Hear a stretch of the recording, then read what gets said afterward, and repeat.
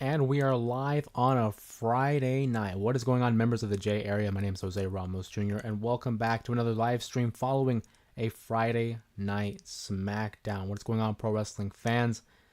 Tonight's episode of Friday Night SmackDown was an interesting one, being that, of course, it was a taped episode. It was a tape delay. You know, they filmed back-to-back episodes of Friday Night SmackDown, so it's interesting to see how the approach was for the layout of the show, knowing that it would take place following Saturday night's main event. I think, obviously, looking at the show as a whole, we were able to see a six-man tag that involved a group of baby faces against the Bloodline, Solo Sikoa's Bloodline, of course. We saw a rematch between Braun Strowman and Carmelo Hayes, as well as the tag team championships were on the line as Nia Jax and Candice LeRae were attempting to get those titles off of Bianca Belair and not Jade Cargill, but her new partner for the time being, Naomi. I think personally the show itself, in terms of the pacing, they took a safe route here. The WWE went into a safe route because not a lot of things happened. We had a backstage segment that involved Chelsea Green, the new United States champion, the inaugural U.S. champion. We had a segment that involved Kevin Owens as the unofficial WWE champion, it would seem. But aside from that, I mean, not much happened, you know, in terms of the grand scheme of the main storylines. We had a little bit of hints as to where the direction of certain stories would go, like Drew McIntyre and the Bloodline, Carmelo Hayes and what his involvement will be with Braun Strowman. I anticipate another matchup between the two. Of course, Johnny Gargano and Tommaso Ciampa's feud with the Machine Guns continue on. But aside from that, this is what you would call a filler episode. You know, not a lot of major things happened, but still enough to keep you intrigued. And I think one important aspect of it was the tag team championships. Nia Jax and Candice LeRae continuing to distance themselves from Miss Money in the Bank Tiffany Stratton, as well as Bianca Belair finding a new ally, or rather an old ally in a new situation with Naomi, seemingly one half of the tag team champions now that Jade is out of action. And it begs the question, when will they reveal who was Jade Cargill's attacker? Now, if you ask me, I think we don't know the answer until Jade comes back. I feel like Jade knows who attacked her. We won't know the answer upon her return. Popular theories, of course, are Naomi, because she's the one that has gained the most since Jade's departure from the roster onto the IR. I'd like to think that Bianca Belair's not in the clear. I think she's still a suspect when it comes to who the attacker was. And then, of course, the third option, which has been gaining a lot of momentum online, is Charlotte Flair, who has not been seen in nearly a year. In fact, one of her last meaningful appearances on the show was an encounter with Jade Cargill. Perhaps that's an option that can be explored further down the line. But of course, the match ends, I think, the way we all anticipated. Bianca Belair and Naomi, they eke out a victory. Naomi gets the pinfall. And I like the interaction between her and Bianca. Bianca holding both tag team titles and wanted to hand Naomi one as they entered the arena. And Naomi said, no, not yet. I have to earn it. So that was a nice touch. And Naomi would earn it. She got the pinfall victory that resulted in a successful title defense for the babyfaces. Nice touch there. And we'll see how that moves forward in regards to the tag team division. Speaking of the tag team division, if you missed our live stream yesterday, we, the J area, held a special live stream in which we gave you the opportunity to vote for Tag Team of the Year. The nominees included Bianca Belair, Jade Cargill, Fraxium from NXT, DIY, and the Street Profits. So if you haven't had a chance to watch the live stream, to see who the people voted for in regards to Tag Team of the Year. Do yourself a favor. Go ahead and check out that live stream. We had a fun time recording it. Great conversation.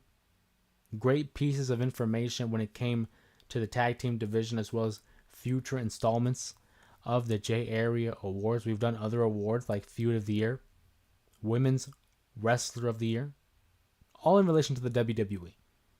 Obviously, here in the J Area, we talk about wrestling, we talk about AEW and WWE, as well as TNA on occasion. But predominantly, the WWE has become the main talking point here. So that's why the awards are centered around the WWE. Hopefully next year, we have a chance and we expand it globally to other promotions. But of course, that's in reference to the Tag Team of the Year. Tomorrow there will not be a live stream, just to give you guys the heads up. But nonetheless, we're here tonight on a Friday night following SmackDown. We talked about the main event. And Naomi and Bianca Belair, again, successfully defending those tag team champions. But the show opened up with a bang. The Bloodline, Solo Sikoa, Jacob Fatu, and Tama Tonga in Tao, as they were encountered by Drew McIntyre, who everyone knows to be one of the biggest haters on the roster. Look no further than his feelings towards Jey Uso, Jimmy Uso, Sami Zayn, and any member of that original Bloodline. There was a nice callback from Drew McIntyre's time feuding against Roman Reigns, as he failed to defeat Roman Reigns for the WWE title back in 2022 for the WWE Championship. There was that clash at the castle. And who was at fault? Who was responsible for preventing Drew McIntyre from walking out of Wales as champion? None other than the current leader of the Bloodline, Solo Sikoa. So a nice reference there by Drew McIntyre, as he doesn't forget. He remembers. We all remember. That was the night that Solo Sikoa debuted on the main roster, debuted as a member of the Bloodline, and has not looked back since. And the rationale behind the attacks of Drew McIntyre is that those who have been involved with Roman Reigns, like the ones we mentioned, the Usos and Sami Zayn, of course CM Punk most recently has been involved with the Bloodline, have been suffering attacks from the Scottish Warrior as a way of demonstrating retaliation, revenge for all those times the Bloodline got the upper hand, not just against Drew, but against everybody. For 4 years, Roman Reigns and the Bloodline ran the WWE, for better or for worse. And Drew McIntyre alluded to the fact that the only reason why he wasn't going to beat down Solo Sikoa is because he was the one to step up and stand up to Roman Reigns, unseat him as the tribal chief. So for the time being, Drew doesn't have a beef with him yet. But I say yet because don't be surprised. Drew McIntyre is all in it for himself. He used to want to defend the honor of the WWE from the Bloodline, but now that seemingly the audience and the roster has turned their back against Drew McIntyre, it's really all for him. It's a personal vendetta. It wasn't soon after that Jimmy Uso would get involved and attack Drew McIntyre, ran him out of the building there. So we have further developments when it comes to Drew McIntyre and the Bloodline. Sami Zayn, of course, was defeated at Saturday night's main event. Jey Uso was attacked, and so was Jimmy. So we'll see what happens on Monday Night Raw. Keep an eye out there. Kevin, what's going on, my friend? Welcome back to the live stream. Appreciate you stopping by and dropping the comments in the chat.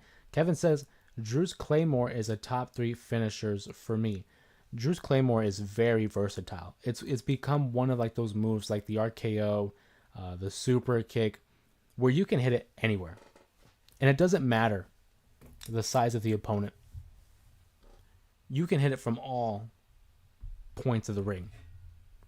You can hype it up. You can hit it out of nowhere as a surprise. So I have to agree with Kevin. It's one of the best finishers currently. Now, top 3, that's your personal list. but I do think it's up there as one of the best finishes in the WWE, especially with the countdown and getting the crowd involved. Awesome stuff. Kevin also says Solo's mic skills are undermined. You know, there was a time in NXT where Solo was really setting himself apart from the roster, and he came to the main roster, joined the Bloodline, and had taken this enforcer role where he wasn't really verbal. He didn't really talk. It was all just presence. He was a physical presence for the Bloodline. And when he became the leader of the Bloodline, obviously in the absence of Roman Reigns, there was a time where he was kind of trying to, emulate Roman Reigns. And it wasn't until in the recent months that we've finally seen a little bit of personality out of Solo, something we haven't seen since NXT. I like this version of Solo Sikoa, who has this air of confidence to him, this level of cockiness, because he has guys like Tonga Loa, but I mean for the time being he's gone, and Jacob Fatu by his side. There's a little bit of sarcasm too in his voice when he was confronting Roman or the Motor City Machine Guns. I like little things like that. Set him apart from Roman. He doesn't need to be a Roman clone. Give him his own personality. I do agree. I think Solo's mic skills have certainly improved, and I do think it's one of the best parts of his current act. He's still a young leader, trying to find himself. Kevin says, I need Drew versus Sheamus for the World Heavyweight title. I mean, Drew versus Sheamus in general is a banger. Two guys who know each other very well, have been in the business for so long, and have worked together countless of times. No matter what, if it's for the title or not, or for the IC title, because I do think that's a possibility. I think Sheamus wins the IC title. Maybe by WrestleMania 41. And we could see a feud over that between he and Drew McIntyre. But a world title feud, I wouldn't put it out of the realm of possibility. I think Drew McIntyre may be due for a world title. He did win the world championship, of course, at WrestleMania 40. Held it for about 5 minutes until CM Punk allowed Damian Priest a window of an opportunity to cash in on the Scottish Warrior. But regardless, Drew versus Sheamus surely would be a banger.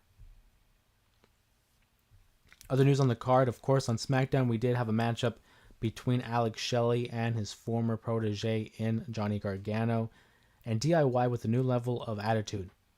They have this new heat to them, and they have a new theme song as well. I was just getting used to the other theme song, the We Are DIY, and now we got another theme song that I don't know about you guys, but sounded very reminiscent of like the old school SmackDown Shut Your Mouth game where there was like a walkthrough throughout the arena.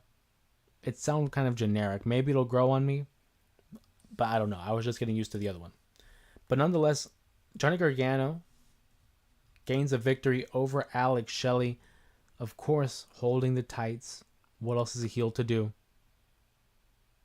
Of course, Johnny Gargano and the business between Alex Shelley and DIY and the Machine Guns for the most part isn't done. We're going to get another matchup here.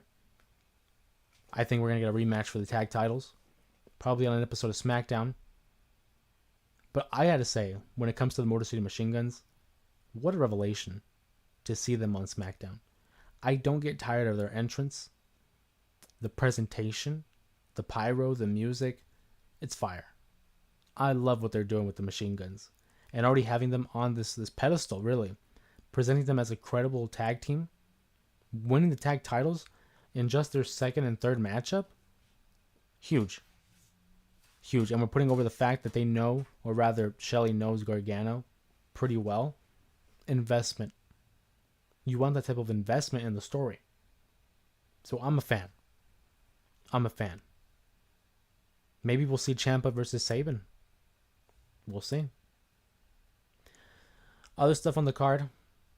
Like I said, we saw Braun Strowman versus Carmelo Hayes. There was a lot of scrutiny directed towards the WWE's creative way for the treatment of Carmelo Hayes because he did kind of suffer a little bit of a quick victory or quick loss to Braun Strowman. But we should have known better. The WWE likes to do its 50-50 booking. Strowman suffers a loss here against Carmelo Hayes, but not just any kind of loss. It was a countout. Gaining a lot of momentum heading into the matchup. We saw the Grayson Waller effect with Braun Strowman as a guest, dressed up as a cosplay Santa Claus. I'm going to be honest with you, that didn't really do much for me. We knew that was going to set up a matchup here, but I don't know. When it came to that segment, it didn't do it for me. The matchup itself was fine, but of course, a count-out victory kind of taints it for me. But in terms of the narrative, it makes sense. We're going to stretch this out to another matchup here. It allows Carmelo Hayes to save face, suffering a loss last week against Braun Strowman, and now, kind of evening the odds, really. Braun Strowman not too happy, chases him throughout the arena. We get a solid attack here from Carmelo Hayes with a steel chair, incapacitating Braun Strowman temporarily as he takes out the legs of Braun. So we'll know probably next week what's the next move for that. If you guys are new to the live stream, my name is Jose Ramos Jr. We talk professional wrestling. It is a Friday night, so we're talking Friday Night SmackDown. Whether it's what had occurred on the show itself, current storylines, the current landscape of professional wrestling, go ahead and feel free to comment down below in the chat some questions or comments in regards to pro wrestling. Of course, we do live streams on occasion, Monday and Friday following Raw and SmackDown, about 11 o'clock on the West Coast. Other than that, we do host other live streams. For example, we've been having the J Area Awards, talking about the best of the best in 2024. We had Feud of the Year, Tag Team of the Year, and Women's Wrestler of the Year already awarded. If you haven't seen the live streams, go ahead and check those out on the YouTube channel. Go ahead and look in the archives.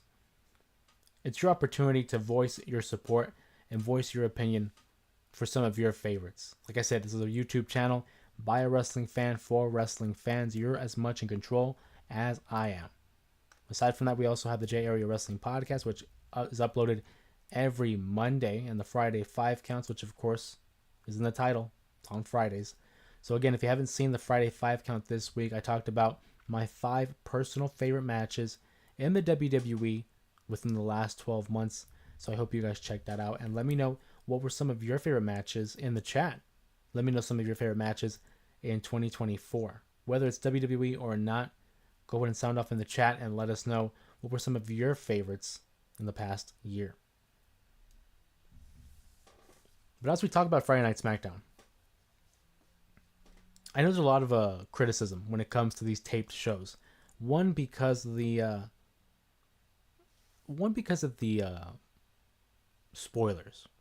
It's very difficult nowadays to avoid spoilers, whether it's on Twitter or TikTok or wherever the fact that you get your spoilers from. For me, that's never been an issue because I just stay away from it. I try to stay off my phone throughout the week, as well as when it's being presented on TV. I try not to be on my phone and spoil stuff for me.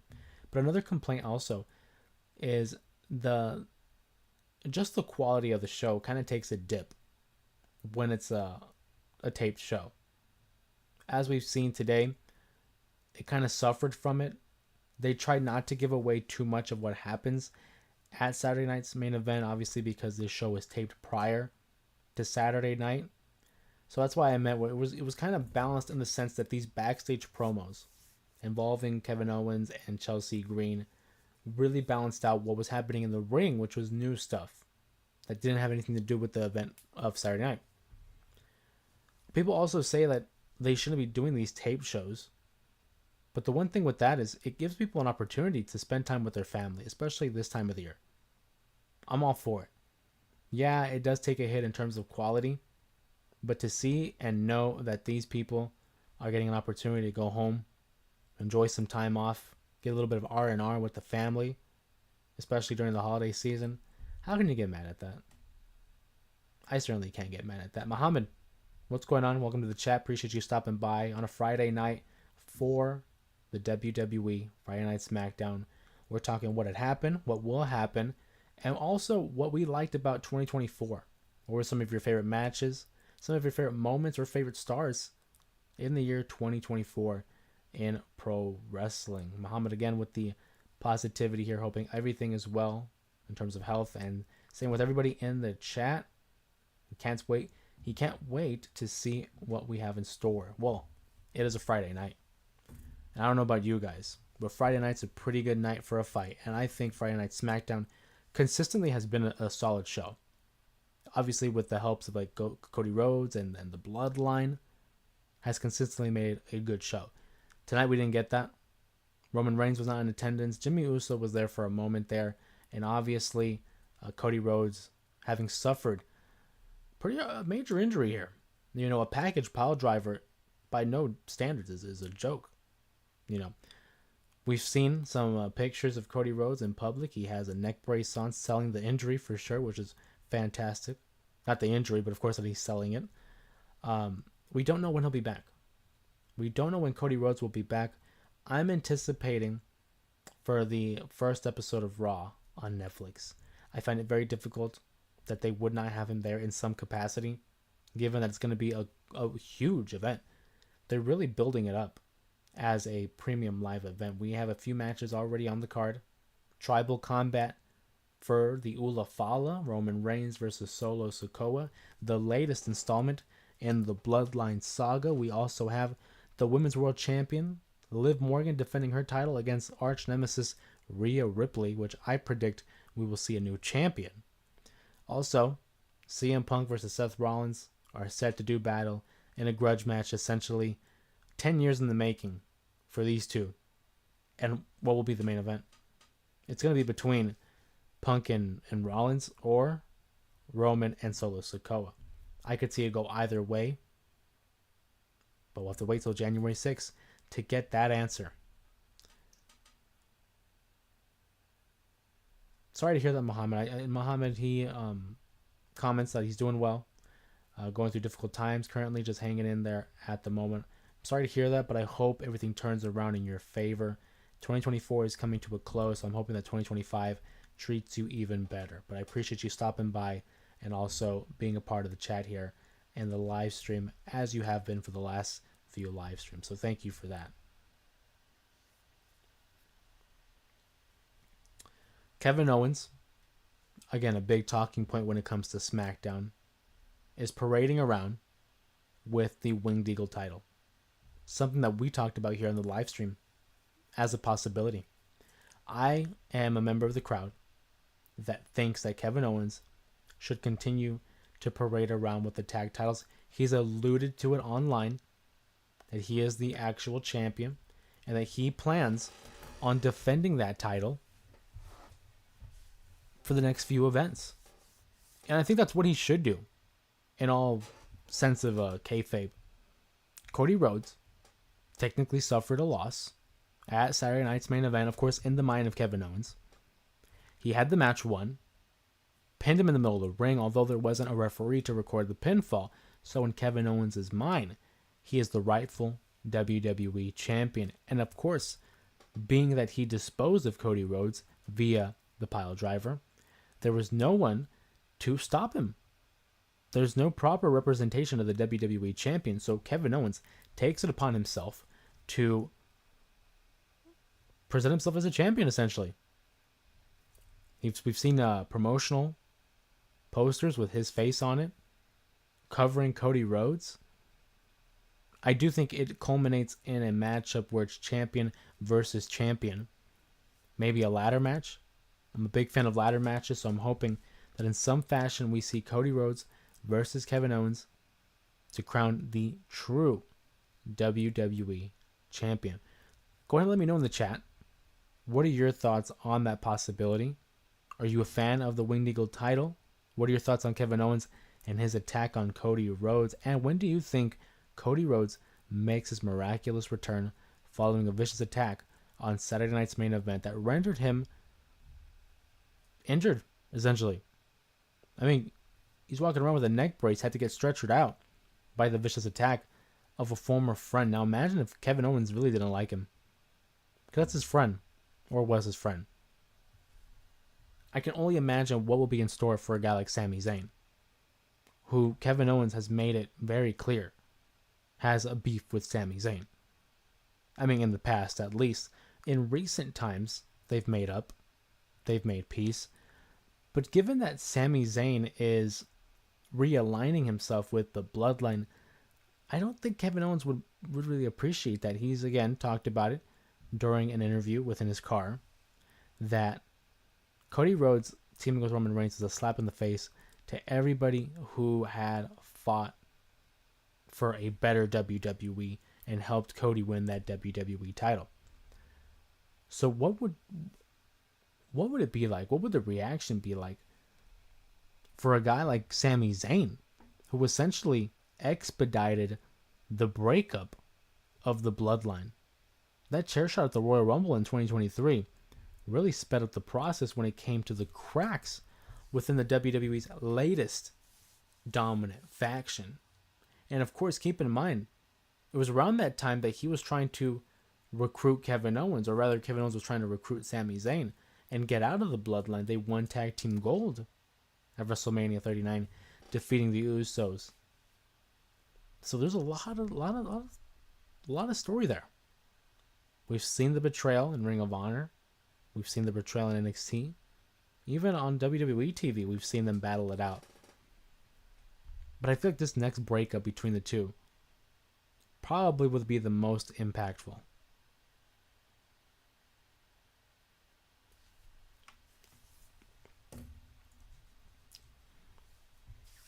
So I want to thank everybody who's in the chat right now. If you're new to the chat, my name is Jose Ramos Jr. We talk professional wrestling. It's a Friday night, so we're talking Friday Night SmackDown, as well as some of the best in 2024.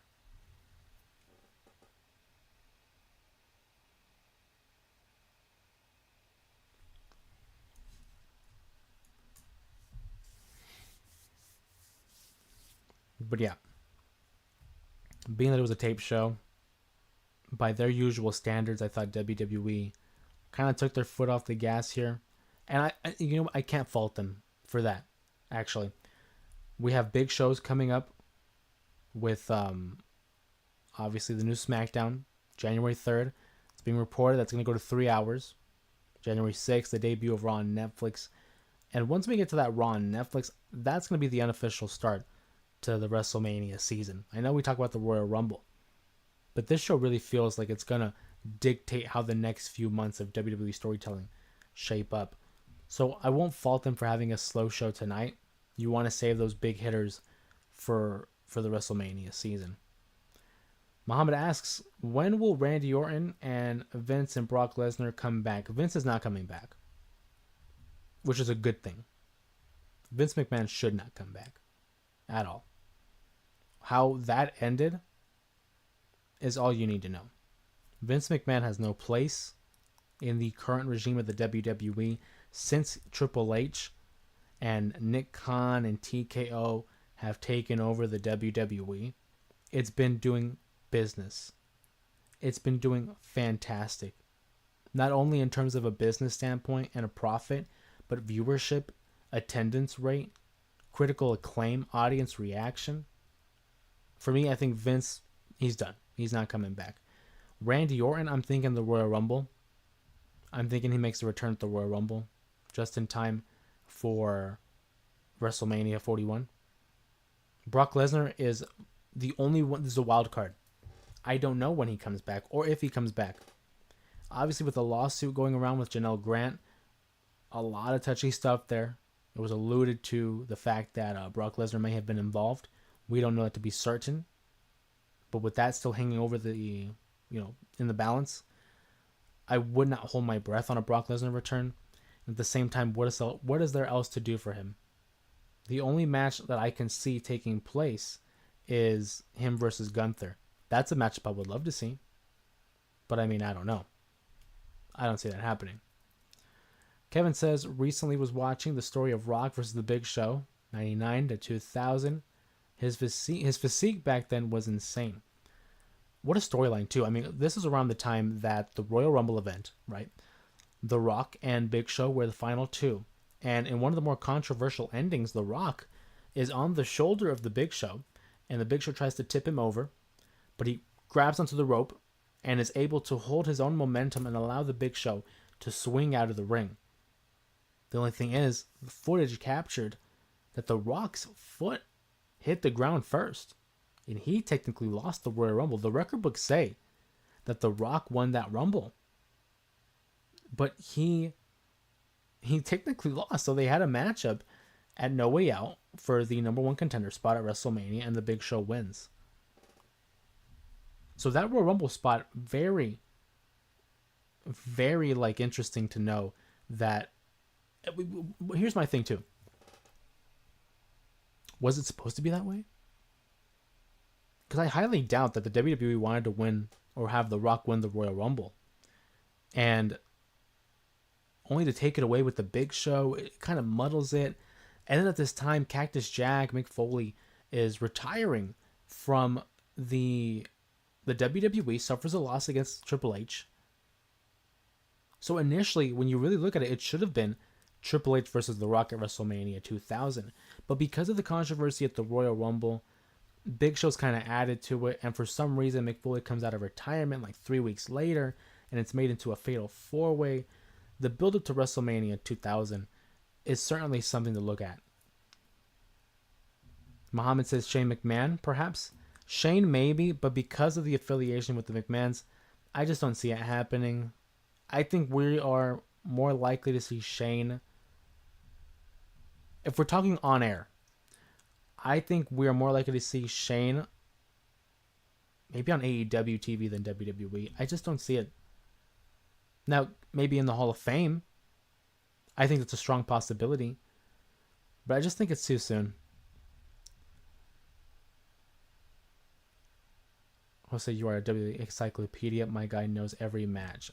I appreciate that. When you've been watching it as much as I have, you kind of retain certain things. I have plenty of memories when it comes to like the documentaries or the shows themselves, and there's just some things that just don't leave. And when you remember one thing, it leads to the next and leads to the next, and before you know it, you have a whole year's worth of information memorized. So I appreciate that though.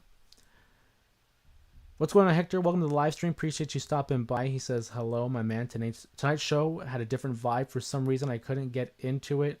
Was it just me? No, it wasn't just you. I'd have to agree with you, Hector. I thought tonight's show was... They played the safe route. It was a tape show following last week's Friday Night SmackDown as a way to give them an opportunity to enjoy some time off with the family. It's the holiday season. But I do think the show's pacing was interesting. I mean, the tag team title matchup for the main event was a solid choice, but by then, that crowd had sat through 2 episodes of SmackDown, so the energy kind of depletes. The whole Braun and Carmelo stuff technically got back-to-back weeks, but really it was one showing for that crowd. So I'm with you. It had a different feel to it. The vibes were off. I wasn't a solid show. I'm not going to say it was a bad show, but by their standards in recent times, it didn't live up to it for me. Jose, do you think the Montreal Screwjob was necessary? Man, see, now that's a loaded question. Awesome question there by Kevin. Do I think it was necessary? No. I don't think it was. I'm going to look at it from this standpoint.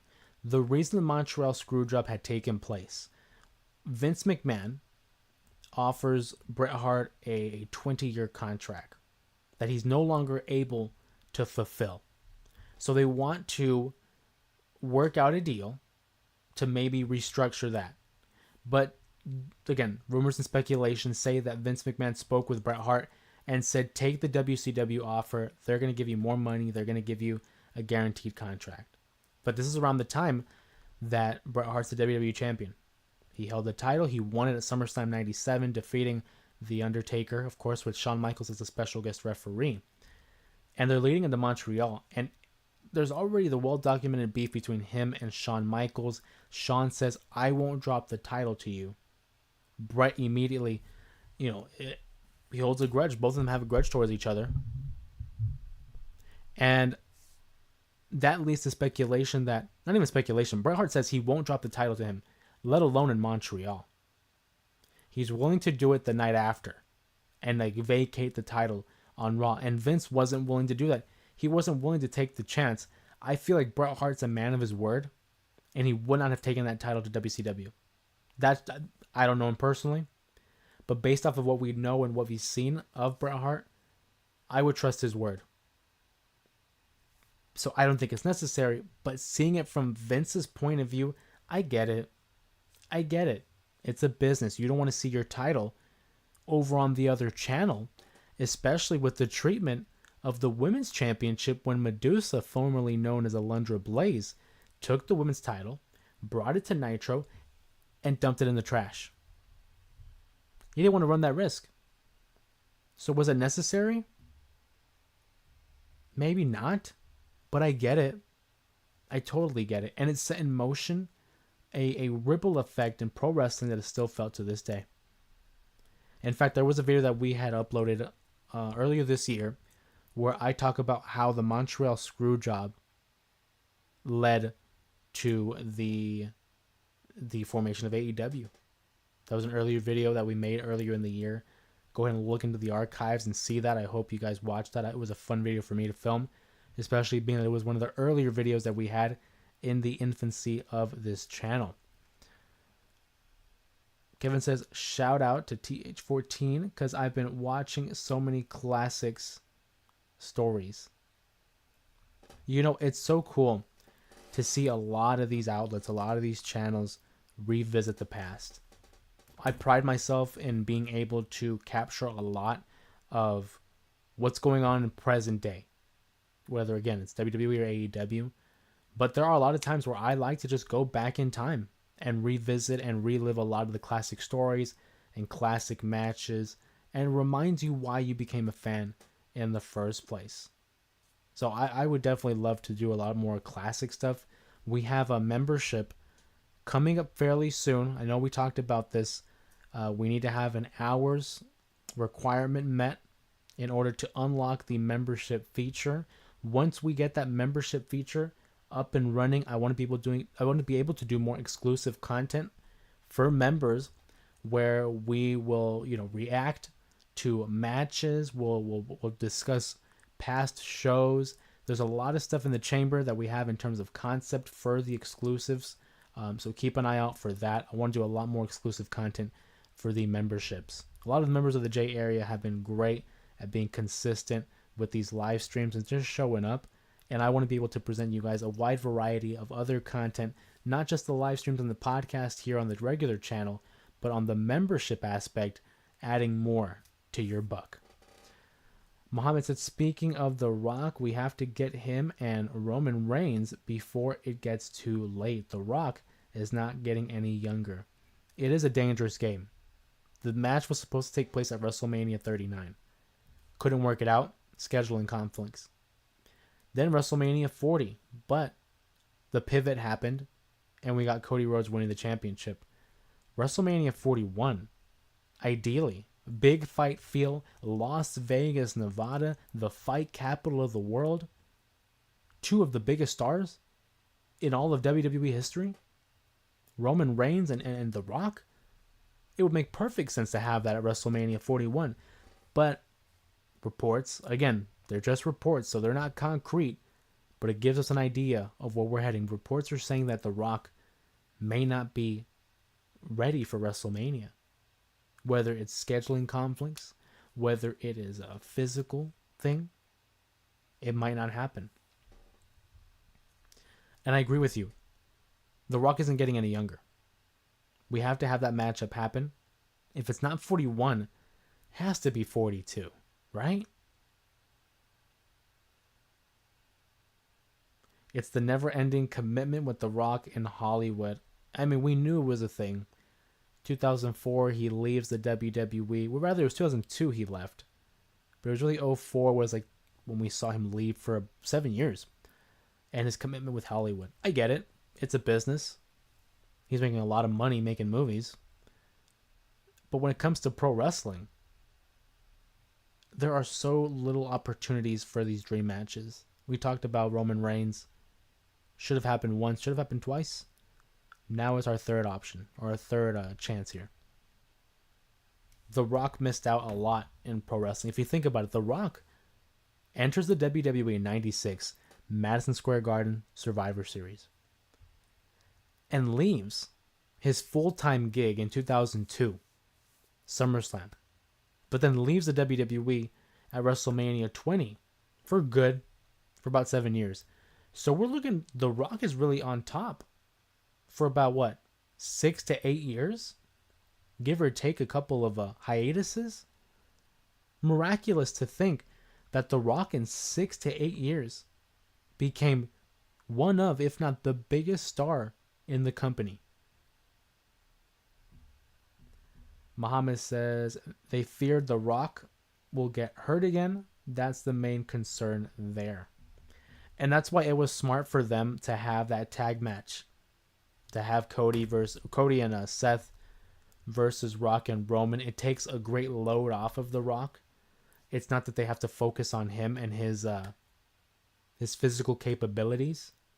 It kind of gives him a time to rest.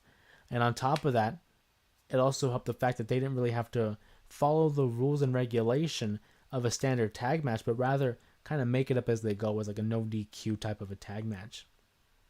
The Rock, if the match ever happens between he and Roman Reigns, is going to be a spectacle. Like Bloodline rules. I don't see it being a clean one-on-one. We're going to get a lot of cameos, a lot of run-ins, very similar to the main event of WrestleMania 40. But regardless, it's a matchup that should happen. It's a matchup that's been teased since 2015. You know, when the Royal Rumble, where Roman Reigns had won and had been accompanied by The Rock during his little win celebration that wasn't well received by the Philadelphia crowd. It was a moment that we didn't think would last 10 years later. Certainly something they have to visit, though. Kevin says, I just saw Dark Side of the Ring episode about Bruiser Brody. Great episode. So many good episodes showing us the behind the scenes. They recently, so I don't have access to Vice TV. I have to wait for them to be uploaded onto Hulu. And they recently uploaded the latest season of Dark Side of the Ring on Hulu. So I'm going to try to get to those and watch them. I know there's episodes on Harley Race, The Sandman, Buff Bagwell. There's a few the Black Saturday event with Vince McMahon buying out the territories. So a lot of other interesting stories behind the scenes. And the thing is about this season, there are some things that I'm not even well versed in with. You know, I don't know a lot about the whole Buff Bagwell story. I know of Harley Race, but not the dark side of Harley Race. So that'll be interesting to see. I'm looking forward to it. Dark Side of the Ring is so well done. So many great episodes. Whether it's the Bruiser Brody episode, the Benoit episode, Owen Hart, Montreal. A lot of solid stuff coming out of that show. So fantastic work there by the producers and developers of Dark Side. Muhammad says, unless if he gets stem cell therapy treatment, I could see that's a possibility. Yeah, I mean, stem cells have been a revelation in pro wrestling. Rey Mysterio got stem cells. And his return in 2018 for the Royal Rumble, huge. I mean, the guy's in the best shape of his life. He just, recently turned 50, I believe? And he's running on 34 years in the business? He looks fantastic. He's in a better shape than a lot of other guys. So, if The Rock goes stem cell, I don't know, obviously. I mean, we don't have his medical records. But he's still in good, decent shape to go. Now, ring shape, of course, is different than a regular shape. But again, we got to see it happen.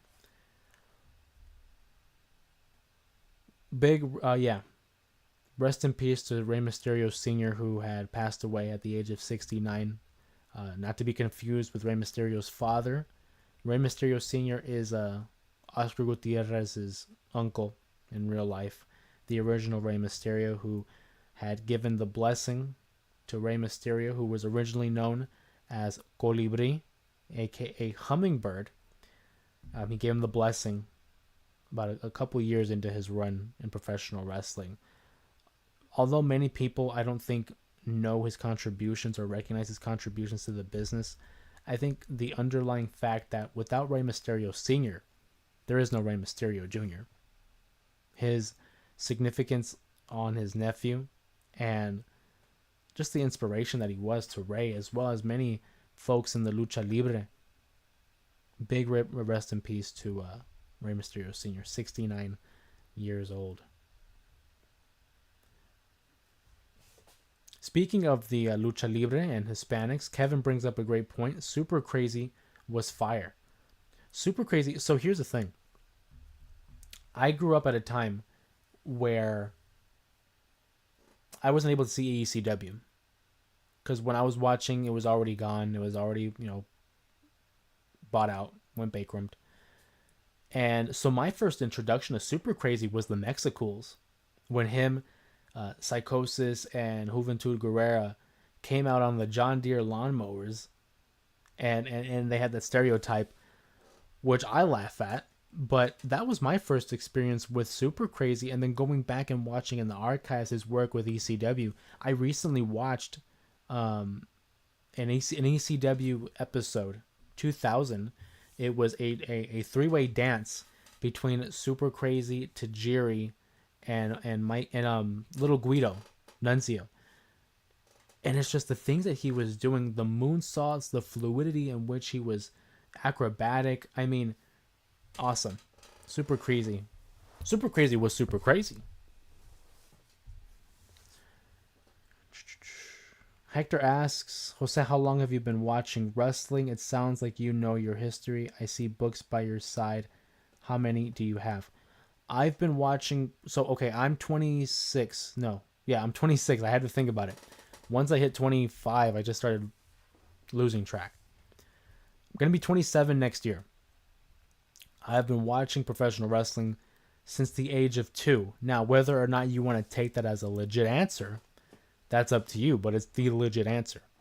My family, they would tell me that since I was a young kid, I would watch WWE. SmackDown was always on Thursday nights in our household, and my grandmother's, because she would babysit. My father grew up a fan of wrestling. He was a fan of the Ultimate Warrior. He watched the Nitro. My grandfather, who, coincidentally enough, my father, Jose Sr., his father, Jose, all fans of wrestling, but just different versions of it. My grandfather grew up watching El Santo, Lucha Libre, classic stuff. My dad watched Ultimate Warrior, a big fan of his, and Nitro. And then when I was 2, I started watching it. So I've been watching it since then. My memories go all the way back to when I was like 4 or 5. So I can't tell you like, oh, I remember when I was 2 years old and I watched this. I can't tell you that. But by the time I was 5, I had all this memories of like move sets, and I would have a faint memory of me playing with like the action figures, and I had the Rock hitting the Rock bottom and not realizing it was called that, but just because I saw him do that as a kid. So I've been watching it since then, and there's been times where I kind of stepped out for a little bit, but it always pulls me back in. I do have a book over my right shoulder here. There's just one problem. It's Brian Gewirtz, who was notable for being the top writer in the WWE during the Attitude Era. He works very closely with The Rock now as a member of his production team, $7. So that's a great book, a great read. I read it all in one day. It's a real easy read, a real entertaining read. I recommend it for those who want to learn a little bit more from the behind the scenes of WWE. Over here, underneath the Winged Eagle Championship, I have other books, basketball books. I'm a big NBA fan. New York Knicks, the Lakers, whether it's Showtime, Shaq, and Kobe. I also have the book It. That was a lovely gift from my sister, which I promise one day I will finish. So those are just some of the books I also have. You can't see them because of the way the layout is of the camera. But over here on my shelf of movies, I have an intense collection of pro wrestling movies. I want to say maybe over 100, running back from documentaries and just former pay-per-view events, all prior to the development of the network. I have the hard copies here, and I've been collecting for a while. So I've been a fan since I was 2 years old. Kevin says, what is Rey Mysterio's finisher? Someone told me that the 619 is the signature and the leg drop is the finisher. That's an interesting take. Especially thinking that Rey Mysterio's finisher wasn't always the 619. It was like a Hurricane Rana or a West Coast Pop type of deal in WCW, and the 619 was more of a taunt. I think when you think about it, I mean, it's not wrong. He never wins the matchup with the 619. It's always either with the the leg drop, dropping the dime, a Hurricane Rana spot, a frog splash. He never wins the matchup with the 619. So, I mean, I think it's fair to say that that is the signature and the finish is the frog splash or the leg drop. Kevin says, yo, I'm from NYC. Huge Knicks fan. Carmelo Anthony was and still is my GOAT. Hey, I'm going to tell you right now. I'm a fan of the NBA. But don't get it twisted. I'm a Golden State Warrior fan. No shade towards the Knicks. But it's the book in which I have is the Pat Riley New York Knicks, the 90s. I'm a big fan of Pat Riley. I think he's one of the greatest minds in NBA. So I just want to put that out there because I don't want someone to think, oh, he's a Knicks fan. Nothing against Knicks fans, but I got to represent my Warriors, my Niners, and Giants. I mean, I even got my Giants shirt on right now. But yeah, big NBA fan. I'm not going to lie to you. I kind of fell off this season, though. I'm keeping up with it for the most part. But it's just there's a lot of content out there, whether it's pro wrestling, football, NBA.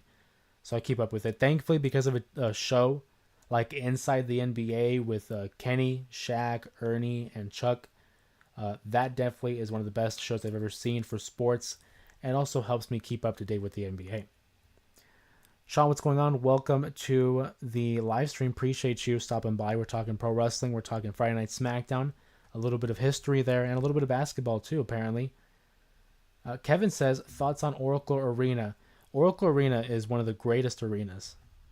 And maybe that's me being biased. The crowd was electric. I unfortunately did not have the opportunity to watch a live game in Oracle. Obviously, we're based out over here in Arizona. But I was able to visit the Bay Area in 2018 prior to them closing it down and having the Chase Center. So I've been to Oracle Arena. We've been inside, not for a game, but still to say that I was there, super cool. I will say Chase Center is getting there in terms of the hype level, but Oracle Arena, man, what a time. Especially during those years between 2015 and 2019. Muhammad asks, have you been to NBA games before in person? Yeah, I've been to when the Phoenix Suns had played. They had played the New Jersey Nets. That tells you how long it's been since I've seen a live NBA game. I believe it was January 13th, 2005. I have vivid memories because I had one of those disposable cameras and was taking pictures for like my own collection. This was around the time that Steve Nash, of course, and Raja Bell and Amari Stoudemire were rocking with the Phoenix Suns. I'm a Warriors fan, but I will confess that the Phoenix Suns in 2005, that was the team that got me into the sport. So to see them play live against Jason Kidd and the Nets, that was a great game. I believe the Suns won, but that was the last time I went to an NBA game. We go to more NFL games, if anything. Sean says, do you think Randy Orton will be coming back soon? I'm thinking the Royal Rumble. That's my prediction. I can't see him coming back sooner. The only other time I think would be the Raw on Netflix. That's the only other time. But my money would be on the Rumble. I don't see him coming back beforehand, especially because you don't want to give him something like a huge return and not follow up with something worth his while. I think his obviously next feud will be Kevin Owens. I think that starts at the Royal Rumble. Muhammad says, I have been to NBA games as well. I actually saw Michael Jordan in person. That's a flex. That's a huge flex to have seen Michael Jordan in person. Congrats to that. Hector says, have you met any players? Not from the NBA. No, not from the NBA. I have not had the opportunity to meet anybody.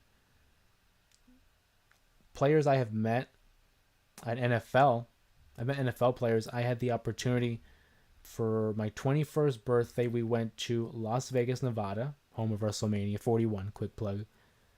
And my family surprised me with a meet and greet with Jerry Rice, obviously a well-known wide receiver for the San Francisco 49ers, one of the greatest NFL players of all time. Really cool dude, humble. I mean, like, they say never meet your heroes. I'd like to think that they didn't have the right heroes, because Jerry Rice, man, super cool, very humble, and there was a long line. He could have easily, kept us moving and kept the line moving, but he took the time, spoke with us, had a conversation with us, allowed my dad and my brother to have, an opportunity to ask him questions, and it didn't feel rushed. It felt very genuine, and obviously we took some pictures, had some stuff signed. Basic, easily one of the highlights of my life. So that was really cool to be able to see Jerry Rice, who was a huge proponent of why my dad became a Niner fan. And if it wasn't for that, I wouldn't have been a Niner fan. I mean, he's because of that. That was super cool to see. It was my birthday. It was my birthday present, but I knew what that meant to my dad. So I was like, I'm going to take the step back here, give him his moment, and talk to the guy that got him into football. So, awesome moment. Are you going to WrestleCon in 2025? I'd like to. That'd be really cool. I haven't been to a wrestling convention, um, but I would like to. That'd be cool. Talking about flex, Jerry Rice is the GOAT. I mean, when he talked about Jordan, he brought up Jordan, and I was like, well, that's a GOAT. Um, but again, having that opportunity to meet Jerry Rice, super cool. Muhammad says, keep in mind, heroes are not perfect, just like all of us, despite not comparing yourself to others. I mean, that's a fair point. That's a fair point. But, it's different, though, when you see these guys on TV and doing these amazing things. Like, obviously it is a game at the end of the day, whether it's the NFL or NBA or pro wrestling. But still, like, we look up to these guys. So there's all these stories about meeting celebrities and them not having the best response, and they are human. I think that's a great point to make, is they are human. We are allowed to feel other emotions and not be 100% happy all the time. It's not realistic. But I just think for a guy like Jerry Rice, who is the GOAT, as Hector mentions, he easily could have had a huge ego. He easily could have been a jerk and real cocky, and I did not get that vibe from him, at least not in that moment. I don't know him personally, but for that, 5 to 7 minute interaction, super cool guy. Super cool guy.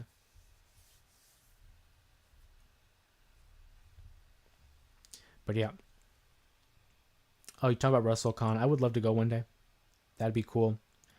Met Jerry Rice. Obviously, on the live streams on the channel, we've talked about. I met Rey Mysterio. We mentioned him earlier. Rest in peace to Rey Mysterio Sr. I had the chance to meet Rey Mysterio in 2008. They were out here for Cyber Sunday 2008, and they had again a meet and greet at a car dealership. It might have been like a Hyundai or something. I don't remember what it was, but it was a car dealership. And the same thing with Rey. Could have kept us moving, could have kept us going, and he didn't. He was really cool. He was real empathetic, and allowed us to. I mean, we were kids, dude. I was 10 years old. My brother was 7. My sister was about to be 4. Like, we were kids. Super cool with us. And I shared the story about how my brother, I had traced out a Rey Mysterio's mask, and my brother colors it in, designs it. Again, he's 7 years old. He does one half black, one half yellow for Bumblebee because Transformers was just coming out. And Rey Mysterio says, this is really cool. I'm going to have my guy make it. And a month later, he makes it. And we see it on Monday Night Raw. And I'll never forget that. That's super cool. Rey Mysterio, what an awesome guy. A man of the people. Mohammed said Cyber Sunday was an awesome pay-per-view. They should definitely bring it back. The concept itself was so ahead of its time. I think Cyber Sunday would be super cool of a concept. Hear me out here. Before Cyber Sunday, we had Taboo Tuesday. And Taboo Tuesday, as we know, same concept, open it up to the public on the internet, voting. You could do an episode of NXT with Taboo Tuesday. It airs on Tuesdays. The WWE is very much more accessible on the internet. It's one of the leading social media. I was gonna say platforms, but you look at YouTube and the numbers on Instagram and Twitter. It's very much engaging. You could do an episode of NXT dedicated to Taboo Tuesday because NXT has become the show where it's very nostalgic. We've had the ECW Arena show, Halloween Havoc, the Great American Bash, Heat Wave. NXT is not afraid of diving in a little bit of a nostalgia, if you will. So I love the concept. Could they do a Cyber Sunday? Sure, they could. But I think given the current status of the WWE, I think NXT is much more fitted for it. And it's on Tuesdays. So NXT Taboo Tuesday, I think that's something that we could definitely see. If they don't do it, I think they're missing out, giving the fans an opportunity to take part in that. Of course, if you remember back in the day, Cyber Sunday or Taboo Tuesday, depending which one, they kind of had this way of booking the matches. I'll never forget. It was like Finlay versus Rey Mysterio, Cyber Sunday '07. And the options were like Shillelagh on a pole, stretcher match, and like a no DQ match, I believe it was. All three, basically no rules, open ended. And the funny thing is, in the matchup, the selected matchup was a stretcher match. But they used everything. They used the stretcher, they used the Shillelagh on a pole, it was a no DQ match. So it's like they didn't rig the polls, but they presented them in a way where it's like there was going to be an obvious answer. I mean, you look at like Taboo Tuesday '05. Kurt Angle versus John Cena versus a mystery opponent because we got to choose between Kane, the Big Show, and Shawn Michaels. I mean, I don't know about you, but I'm picking Shawn every time. Sean asks, have you met Linda Young? She voices Frieza, and Josh Martin, he voiced Majin Buu Comic Con. No, I've never been to a convention. I've never been to a convention. It was something I'd be interested in. Not only for pro wrestling, but again, I'm very much into like comic, whether it's Marvel, DC, just the pop culture of it all. I mean, the Comic Con or WrestleCon, or I would be interested in going.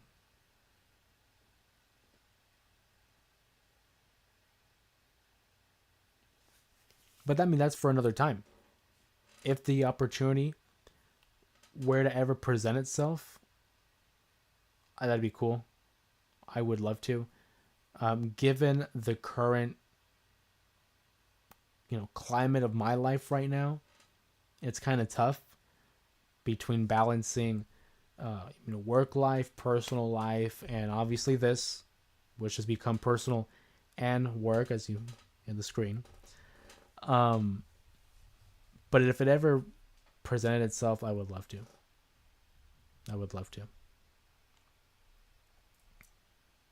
Awesome interactions here on the live stream tonight. We're getting good comments here from Muhammad, Sean. Welcome back to the live stream. Hector, Kevin as usual. I mean, MVP Kevin.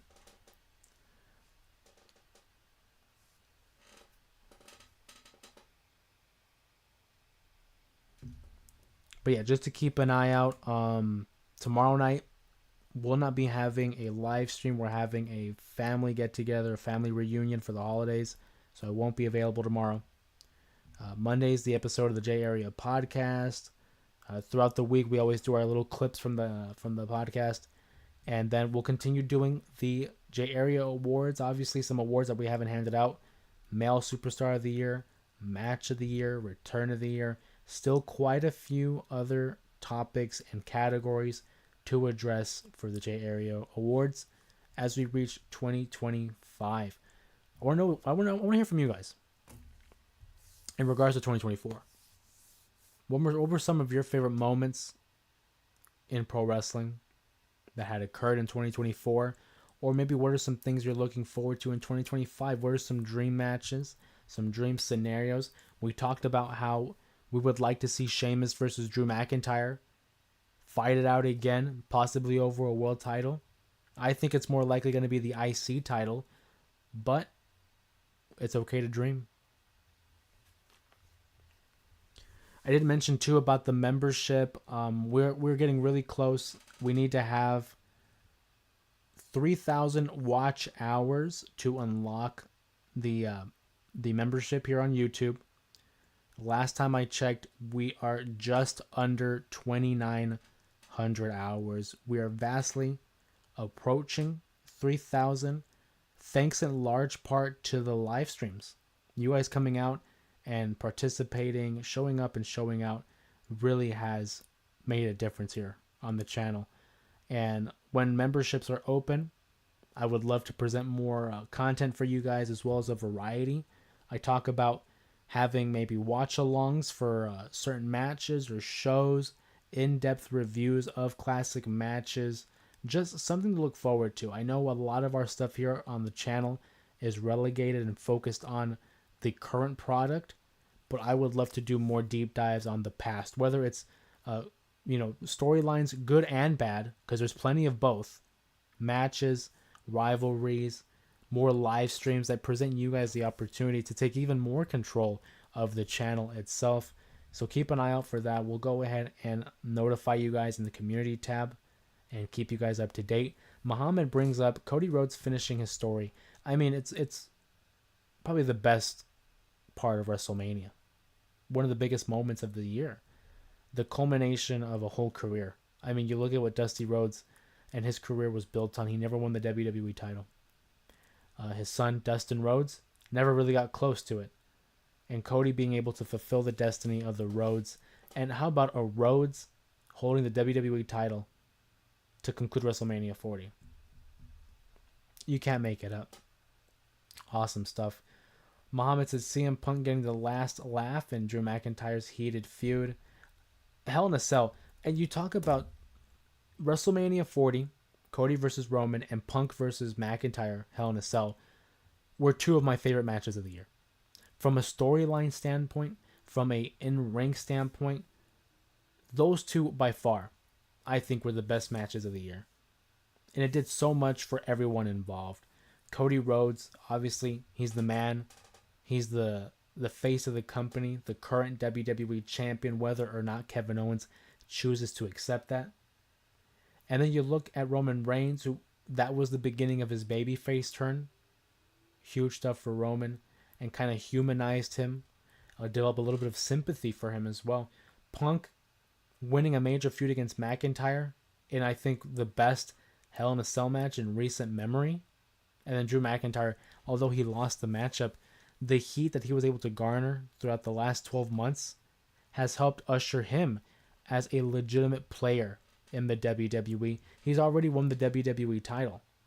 But Drew McIntyre, man, I keep saying it, the unofficial MVP of 2024.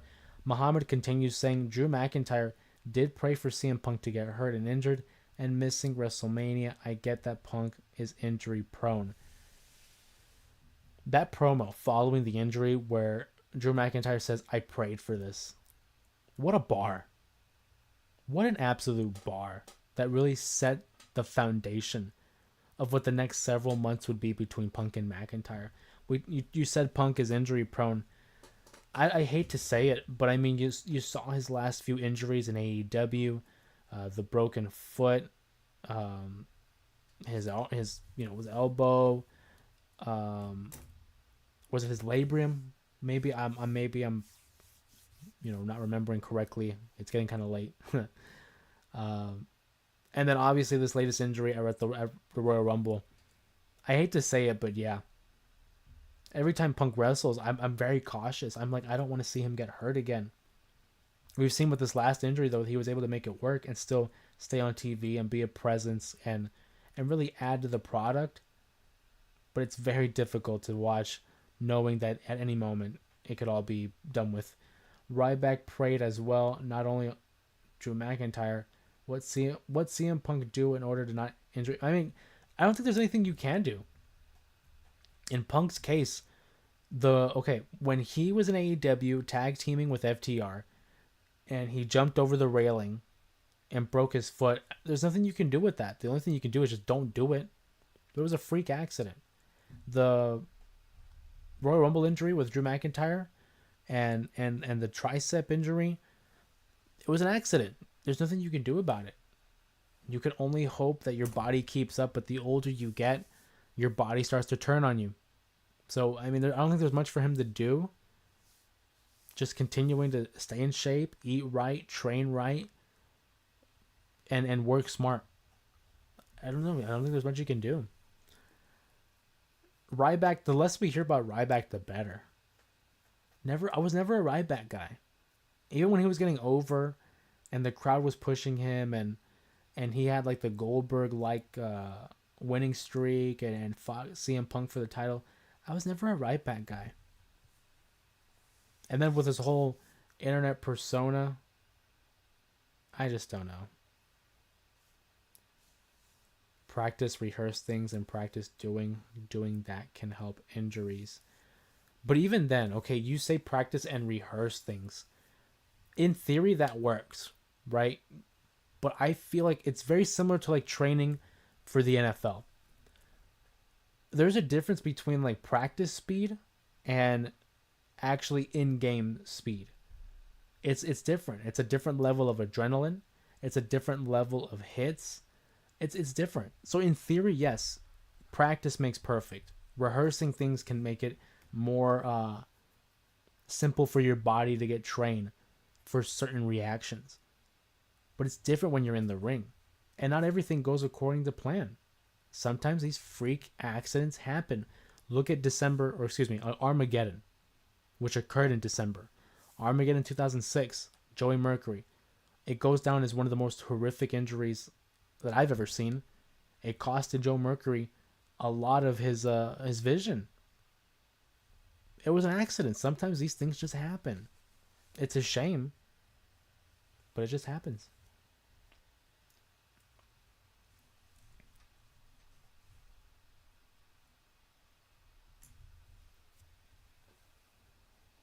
We're going to start bringing the live stream here to a close pretty soon. Real quick though, Hector says, there was a PLE this year overseas. I want to say it was France, but I'm not sure, where the crowd was awesome. Yeah, no, so I think you might be talking about Backlash with the France crowd. It was where Cody Rhodes and AJ Styles fought, and in the main event, so loud that the camera was shaking, and you could see like that crowd was great. Can you tell me where it was? It's driving me nuts. I think it was in Lyon, France. Backlash. If you're talking about the France show, it was Lyon, France. Backlash happened in April, early May. Yeah, that's the one. Yeah, great card. You know, you had obviously the AJ Styles versus Cody Rhodes for the WWE title in what I thought was one of the better matches of the year.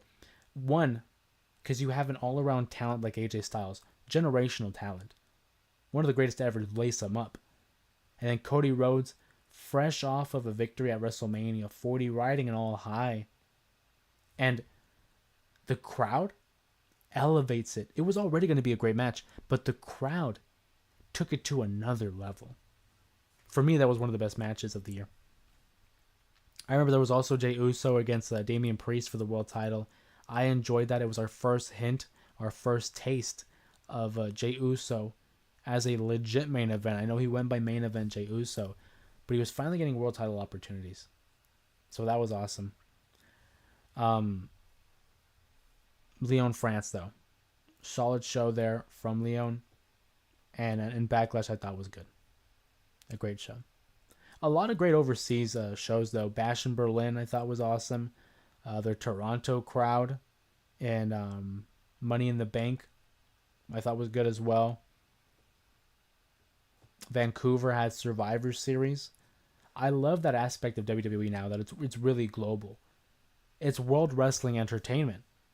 And they're taking advantage of that first W when it comes to World. As they should. As they should. WrestleMania 41, the lead up, obviously. They're going to have like an overseas tour in March where we're going to see places like Germany, the United Kingdom, Spain, all getting shows, whether it's Raw and SmackDown or a live event. So that's awesome. We love seeing the expansion and giving fans an opportunity who haven't seen live wrestling, giving them the opportunity to enjoy the WWE. And it ups the ante. Ever since Backlash 2023 in San Juan, Puerto Rico, every time they go to a different country, the bar is trying to be reset. Puerto Rico did a great job. We talked about France did a great job. Saudi Arabia, these last couple shows, I thought were pretty good in terms of the crowd participation. Not as great as our participation here, though. The J area continues to show out. Appreciate you guys coming out for the live stream and talking about pro wrestling, voicing your opinions, asking questions, bringing out comments. I appreciate you guys. Always and forever, man. But we're going to go ahead and begin to bring it to a close here. We talked a lot about Friday Night SmackDown and how, it was a routine show. It was a safe episode following Saturday night's main event. We have Monday Night Raw to look forward to. I'm not sure if that's a taped show. I think it actually is. A lot of taped shows, obviously, because of the holiday season. But nonetheless, we don't tape a lot of stuff here anymore. We used to do a lot in terms of recording. But now really the only thing that we record is for the podcast. We're doing more live streams. For the thrill, what's going on, brother? Appreciate you for stopping by on the live stream. We do a lot of live content now. And it's something that I thought I should have been doing a long time ago. I remember when I was first developing this channel and having the idea of running it. My father, he gave me the suggestion, you got to go live. And I was always like, I don't know if I want to go live. There's not much of a following yet. I mean, who would watch? At that time I had, I don't know, maybe 500 subscribers at that time. So I was very hesitant to go live. And now in recent time, I said, you know what? Let's just go live and see what happens. And we're continuously growing in terms of viewership, having peak numbers for us here on the J area. We're trying to be modest. Great turnout. And wish I would have done it earlier. But we're doing fairly well. And it's continuing to grow. And that's all we're looking for. Any progress is good progress, no matter big or small. So, appreciate you guys. But we're going to go ahead and start bringing it to a close. I want to thank you guys for joining me on today's live stream. Appreciate you guys, as always. Continue to show up and show out and talk pro wrestling with me. We had a lot of great conversation here. I'd love to keep doing this with you guys. Obviously, every Monday and Friday, 11 o'clock on the West Coast, we do a live stream following Monday Night Raw and SmackDown, as well as other live streams throughout the week where we have been awarding J Area awards. For example, we did Feud of the Year, Women's Wrestler of the Year, and Tag Team of the Year. Keep an eye out for the other live streams. We'll be doing Match of the Year, Male Superstar of the Year, Return of the Year, and possibly others as well. We're getting really close to opening up membership, where we'll have more live content as well as interactive content for you guys to enjoy. And as long as you guys keep showing up, I'm going to keep producing. So I appreciate you guys. Much love and appreciation. Of course, my name is Jose Ramos Jr. Thank you for joining me on tonight's live stream. We'll see you again on Monday for the J Area podcast. Of course, this is me signing off, and stay cool, everybody.